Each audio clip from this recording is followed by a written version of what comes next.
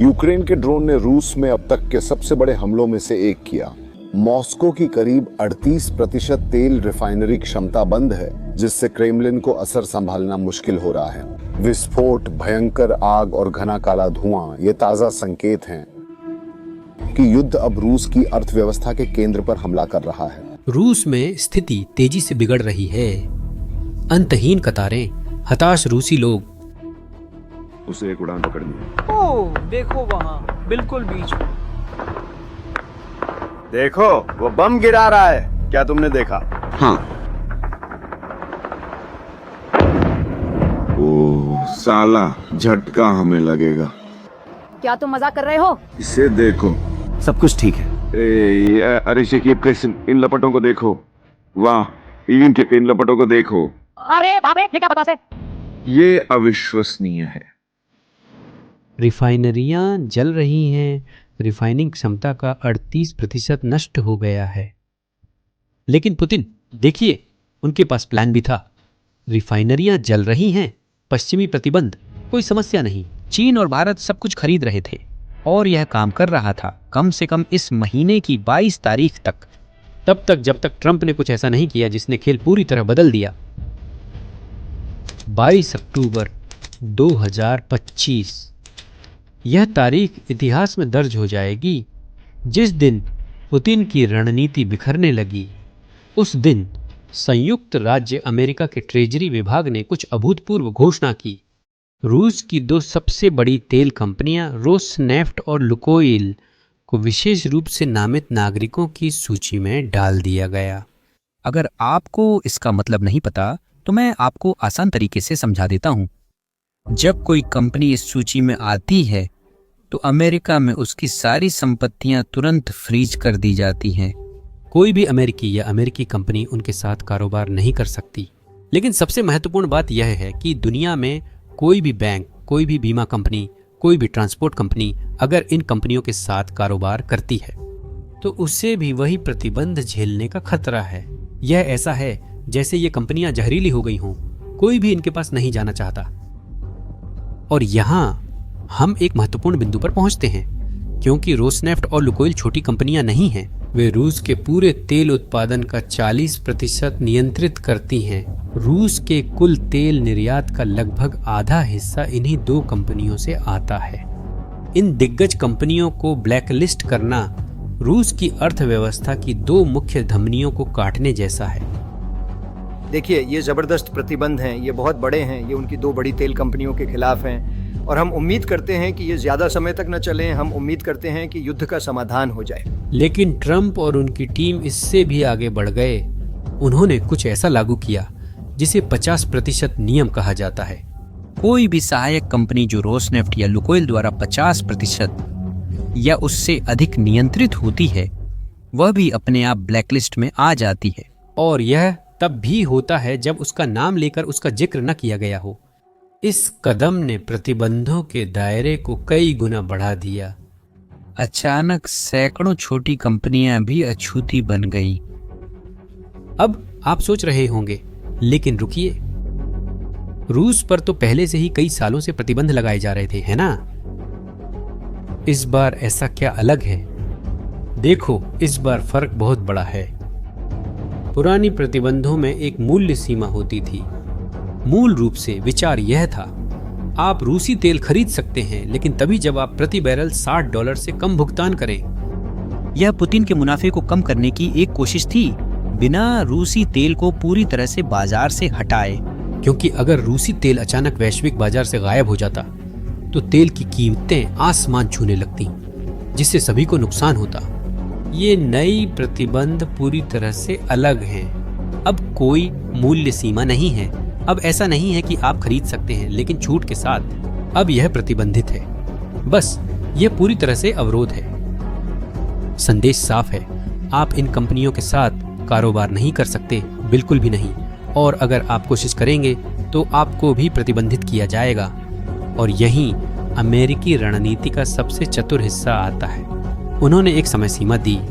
General licence 126 और 127 के माध्यम से संयुक्त राज्य अमेरिका ने दुनिया को इन रूसी कंपनियों से पूरी तरह से अलग होने के लिए ठीक 30 दिन का समय दिया।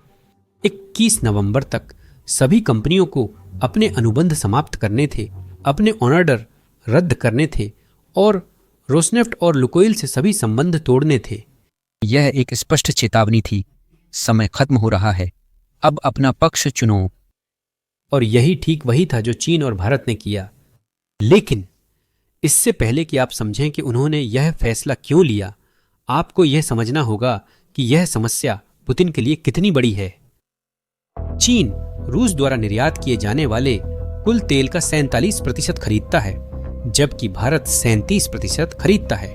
मिलकर ये दोनों देश रूसी तेल के निर्यात का 80% से भी अधिक हिस्सा जिम्मेदार हैं। और यहाँ है वह विनाशकारी विवरण। रूस से भारत को जो आयात मिलता है उसमें से 66% विशेष रूप से इन्हीं दो कंपनियों से आता था जिन पर अभी अभी प्रतिबंध लगाए गए हैं। चीन में रूस से आने वाला 80 से 90% आयात जहाज़ों के जरिए आता था। यही वह प्रकार का परिवहन है जो पश्चिमी बीमा, पश्चिमी बैंकों और पश्चिमी समुद्री सेवाओं पर निर्भर करता है। तो जब ट्रंप ने ये प्रतिबंध लगाए तो चीन और भारत खुद को एक असंभव विकल्प के सामने खड़ा पाया। एक तरफ सस्ता रूसी तेल था, दूसरी तरफ अमेरिकी बाजार तक पहुंच, डॉलर में वित्तीय प्रणाली और पूरे पश्चिमी आर्थिक ढांचे तक पहुंच थी। और उन्होंने अपना हिसाब लगाया। चीनी अर्थव्यवस्था बहुत हद तक अमेरिका को निर्यात पर निर्भर है। भारतीय अर्थव्यवस्था भी। अमेरिकी वित्तीय प्रणाली से कट जाने का जोखिम, द्वितीय प्रतिबंधों का जोखिम, दुनिया के सबसे बड़े उपभोक्ता बाजार तक पहुंच खोने का जोखिम सिर्फ रूसी तेल पर छूट के लिए लेना फायदेमंद नहीं है। तो जवाब जल्दी ही आ गया। रॉयटर्स के अनुसार चीन की प्रमुख सरकारी तेल कंपनियों ने जहाज के जरिए आने वाले रूसी तेल की खरीद को निलंबित कर दिया है। भारत में रिलायंस जैसी रिफाइनरियों ने घोषणा की है कि वे इन दोनों रूसी कंपनियों से तेल की खरीद में भारी कटौती करेंगी। यह ऐतिहासिक मोड़ था। युद्ध शुरू होने के बाद पहली बार पुतिन के सबसे बड़े आर्थिक सहयोगियों ने उनसे मुंह मोड़ लिया। लेकिन एक बात आपको समझनी चाहिए, पुतिन पर सिर्फ वित्तीय मोर्चे पर ही हमला नहीं हो रहा है, उन पर एक साथ दो मोर्चों पर हमला हो रहा है। और यही संयोजन रूसी अर्थव्यवस्था को पतन की ओर ले जा रहा है। जहां एक ओर संयुक्त राज्य अमेरिका रूसी वित्त को जकड़ रहा है, वहीं यूक्रेन रूस की तेल प्रसंस्करण क्षमता को भौतिक रूप से नष्ट कर रहा है। अगस्त से यूक्रेनी ड्रोन पूरे रूसी क्षेत्र में रिफाइनरियों को निशाना बना रहे हैं। 38 में से 16 रूसी रिफाइनरियों पर पहले ही हमला हो चुका है, जिनमें से कुछ पर कई बार हमला हुआ है। नतीजा क्या है? रूस की कुल रिफाइनिंग क्षमता का 14% हिस्सा नष्ट हो चुका है या संचालन से बाहर है। और यहाँ वह महत्वपूर्ण संबंध है जिसे आपको समझना चाहिए। पुतिन के पास जमीन से निकलता कच्चा तेल हो सकता है, उसके पास अरबों बैरल का भंडार हो सकता है, लेकिन अगर वह उस कच्चे तेल को पेट्रोल, डीजल और विमान ईंधन में नहीं बदल सकता तो उसका क्या फायदा? रिफाइनरियां ही असली बाधा हैं और यूक्रेन इस बाधा को लगातार और कड़ा कर रहा है। इसी वजह से आप रूसियों को पेट्रोल की कतारों में खड़ा देखते हैं। ऐसा इसलिए नहीं है कि तेल खत्म हो गया है, बल्कि इसलिए है क्योंकि जो रिफाइनरियां कच्चे तेल को ईंधन में बदलती हैं, उन्हें बमबारी में नष्ट कर दिया गया है। ऐसा इसलिए है क्योंकि प्रोसेसिंग की क्षमता में भारी कमी आ गई है और पश्चिमी उपकरणों और तकनीक तक रूस की पहुंच पर लगे प्रतिबंधों के कारण इन रिफाइनरियों की मरम्मत करना अब पहले से कहीं ज्यादा मुश्किल और महंगा होता जा रहा है। यह महंगा है, यह दोहरा झटका है। एक तरफ वित्तीय प्रतिबंध रूसी तेल खरीदने वालों को रोकते हैं, दूसरी तरफ भौतिक हमले उस तेल को उपयोगी उत्पादों में बदलने की क्षमता को नष्ट कर देते हैं। यह रूसी अर्थव्यवस्था की गर्दन पर रस्सी कसने जैसा है। रस्सी कसती जाती है और हर बार सांस लेना और मुश्किल हो जाता है। और रूसी जनता इसे अपनी त्वचा पर महसूस कर रही है। कब्जे वाले क्रीमिया में सरकार को राशनिंग लागू करनी पड़ी। प्रत्येक व्यक्ति को केवल 20 लीटर पेट्रोल मिलता है। रूस के कई क्षेत्रों में ड्राइवरों ने बताया कि उन्हें 5-6 पेट्रोल पंपों पर जाना पड़ता है ईंधन पाने के लिए, और जब वे पाते हैं तो कतारें घंटों तक चल सकती हैं। एक रूसी महिला ने अपनी स्थिति को फिल्माया और कुछ ऐसा कहा जो सब कुछ बयां कर देता है। सोवियत संघ वापस आ गया है। मुझे नहीं पता क्या करूं। पेट्रोल नहीं है, पेट्रोल पंपों पर पेट्रोल नहीं है, सिर्फ कुछ शहरों में ही है। ये क्या है? सोवियत संघ जैसी कोई चीज है? ये तुलना अतिशयोक्ति नहीं है। जिन लोगों ने 80 के दशक के अंत और 90 के दशक की शुरुआत में सोवियत संघ का पतन देखा है, उनके लिए ये दृश्य डरावने रूप से परिचित है। अंतहीन कतारें, जरूरी चीजों की कमी और यह एहसास की व्यवस्था विफल हो रही है। और यह किसी भी तानाशाही सरकार के लिए सबसे बुरी चीजों में से एक है जो हो सकती है।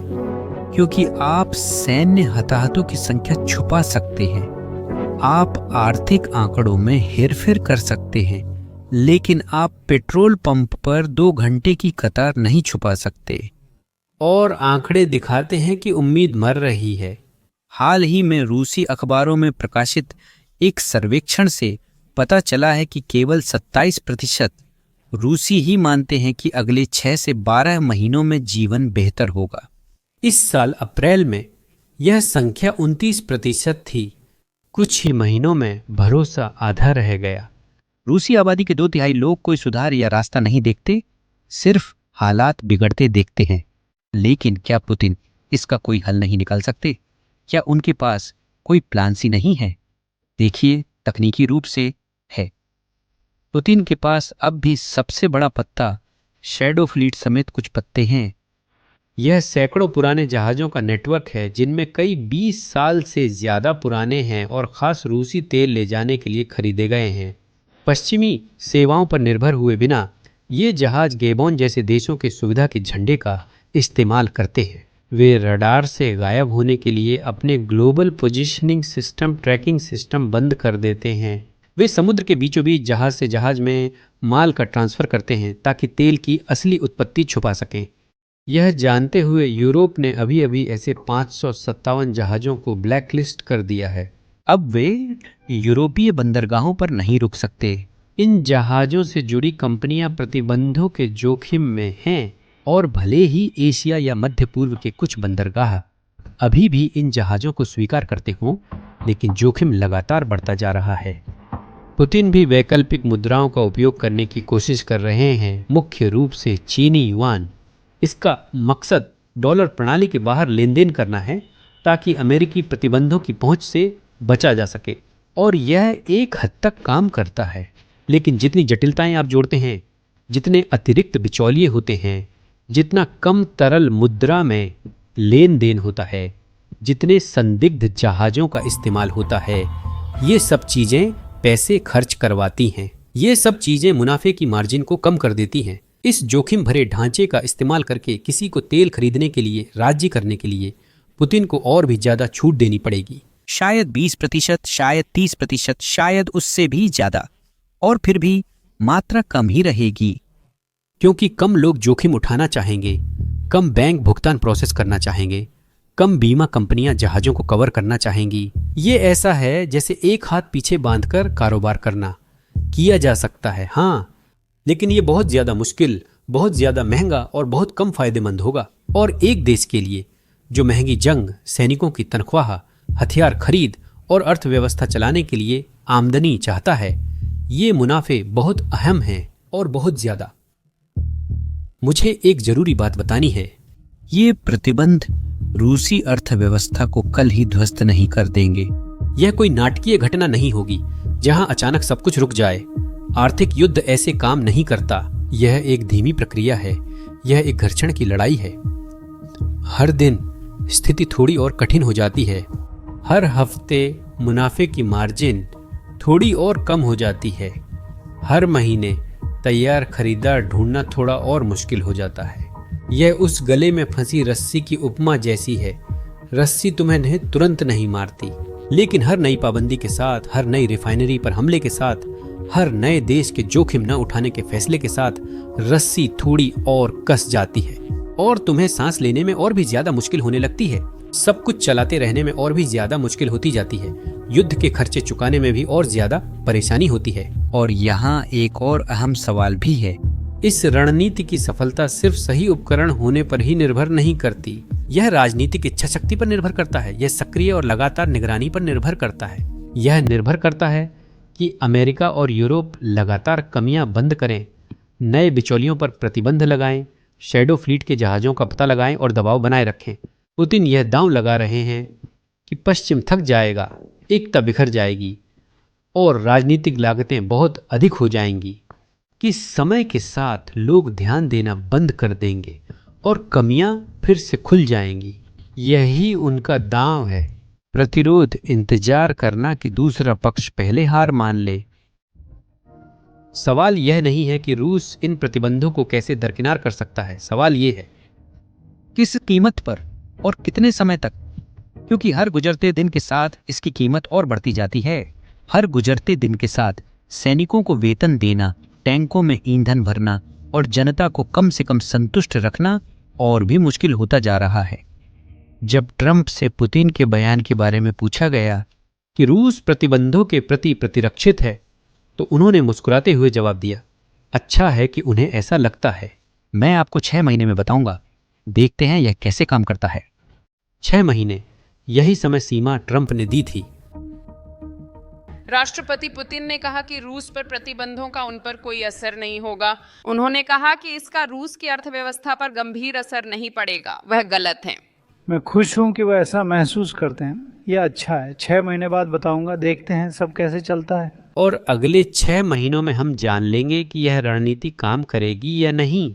क्या विनाशकारी वित्तीय प्रतिबंधों के साथ साथ रिफाइनरियों पर भौतिक हमले राष्ट्रपति पुतिन को अपना रास्ता बदलने के लिए मजबूर करने के लिए पर्याप्त होंगे? लेकिन एक बात तो अब साफ हो गई है, इस युद्ध की शुरुआत के बाद पहली बार पुतिन की आर्थिक रणनीति स्पष्ट रूप से विफल हो रही है। उसके सबसे बड़े खरीदारों ने उससे मुंह मोड़ लिया है। उसकी जनता कतारों में खड़ी है। उसके राजनेता प्रतिबंधों को युद्ध की घोषणा बता रहे हैं। और जब आप मेदवेदेव, जो कि रूस के पूर्व राष्ट्रपति हैं, को अमेरिका के साथ संघर्ष को लेकर आक्रामक बयान देते हुए देखते हैं, तो आप जानते हैं कि वे दबाव महसूस कर रहे हैं। यूक्रेन के लिए युद्ध सिर्फ मैदानों पर तय नहीं होगा। यह युद्ध चीनी बैंकों के मीटिंग रूम में, भारतीय रिफाइनरियों के दफ्तरों में और रूसी पेट्रोल पंपों पर भी तय होगा, जहां आम लोग घंटों तक ईंधन के लिए इंतजार करते हैं। और इस समय पहली बार पुतिन इस मोर्चे पर हार रहे हैं। अब सवाल यह नहीं है कि रूसी अर्थव्यवस्था ढह जाएगी या नहीं, सवाल यह है कि यह कब होगा और पुतिन इसके होने से पहले क्या करने को तैयार है। अब मैं आपकी राय जानना चाहता हूं। क्या आपको लगता है कि चीन और भारत वाकई रूस के खिलाफ यही रुख बनाए रखेंगे, या अगर पुतिन और भी ज्यादा छूट पर रूसी तेल बेचने का ऑफर दें तो वे फिर से खरीदना शुरू कर देंगे? कमेंट्स में बताएं कि आप क्या सोचते हैं। अगर इस वीडियो ने रूसी अर्थव्यवस्था को समझने में मदद की है, इसे उस व्यक्ति के साथ शेयर करें जिसे देखना चाहिए और चैनल सब्सक्राइब करें ताकि इस विषय के अगले वीडियो मिस न हो। अगला